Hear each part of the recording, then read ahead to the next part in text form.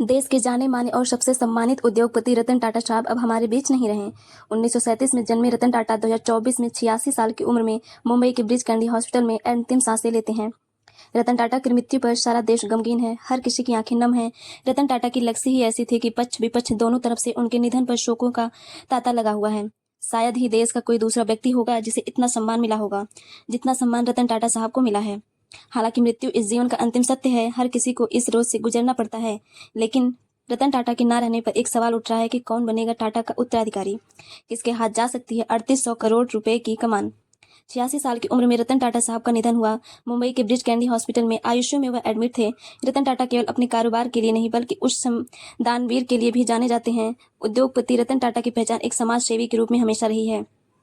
रतन group के साम्राज्य को दिन दुगना रात चौगुना करने में रतन नवल टाटा का बहुत बड़ा हाथ रहा है। उनकी लीडरशिप में टाटा सन्स ने न सिर्फ ऊंचाई को छुआ बल्कि देश दुनिया में कारोबार तेजी से फैलाया। टाटा ट्रस्ट के जरिए देश को आगे बढ़ाने, गरीबों के जीवन स्तर को बेहतर बनाने रतन टाटा ने कई काम किए। टाटा को लाइमलाइट की दुनिया से दूर रहने, सादा जीवन, उच्च विचार वाली जिंदगी जीने के लिए जाना जाता है। लेकिन अब जब सवाल उनके उत्तराधिकारी का हो रहा है, क्योंकि रतन टाटा की शादी तो हुई नहीं थी, इंडिया चाइना वार के चलते उनकी शादी रुक गई थी, उनकी कोई संतान नहीं है, उत्तराधिकारी को लेकर चर्चाएं चल रही हैं। 3800 करोड़ के विशाल साम्राज्य को कौन संभालेगा, कौन टाटा एम्पायर की देखरेख करेगा? इस सवाल के कई जवाब हैं। टाटा ग्रुप में उत्तराधिकारी को लेकर पहले से ही योजनाएं बन रही हैं। एन चंद्रशेखर ने टाटा सन्स के चेयरमैन पद पर 2017 से ही हैं। इसके अलावा टाटा ग्रुप की अलग अलग होल्डिंग कंपनियों में परिवार के दूसरे लोग भी शामिल हैं, जो आगे आने वाले समय में अलग अलग जिम्मेदारियां निभा सकते हैं। नाम कई हैं, जैसे सबसे आगे नाम है नोवेल टाटा का। टाटा ग्रुप के संभावित लीडर्स में सबसे मजबूत दावेदार नोवेल टाटा का है। रतन टाटा के पिता नवल टाटा की दूसरी शादी से हुई। वह रतन टाटा के सौतेले भाई हैं। इस पारिवारिक संबंध के चलते नोवेल टाटा ग्रुप की विरासत संभालने वाले नामों में सबसे आगे बताए जा रहे हैं।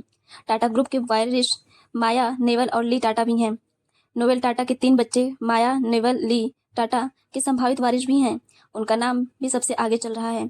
माया टाटा का नाम सबसे आगे है। 34 साल की माया टाटा टाटा ग्रुप्स में महत्वपूर्ण भूमिका निभा रही हैं और विदेश से पढ़ाई करने के बाद टाटा अपॉर्चुनिटी फंड टाटा दल में सबसे बड़े पद पर हैं। टाटा न्यू ऐप लॉन्च करने में उनका बड़ा रोल है। अपने विजन और बेहतर रणनीति के चलते वह एक प्रमुख दावेदार के रूप में भी हैं। नवल टाटा बिजनेस लीडर हैं। 32 साल के नवल टाटा फैमिली बिजनेस में काफी रुचि रखते हैं। ताल्लुक गहरा है। मानसिक क्लोज क्रश शादी करने के बाद नोवल स्टार बाजार के मुखिया हैं।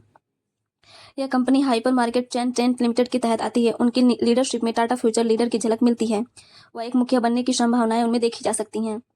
हॉस्पिटल सेक्टर को आगे बढ़ा रही हैं ली टाटा। 39 साल की ली टाटा तीनों भाई बहनों में सबसे बड़ी हैं। टाटा ग्रुप के हॉस्पिटैलिटी सेक्टर की रीढ़ भी कहा जा सकता है। स्पेन के ही आई बिजनेस स्कूल में पढ़ी हैं और ताज होटल रिजॉर्ट, ताज पैलेस को एक्सपेंड करने में उनकी अहम भूमिका है।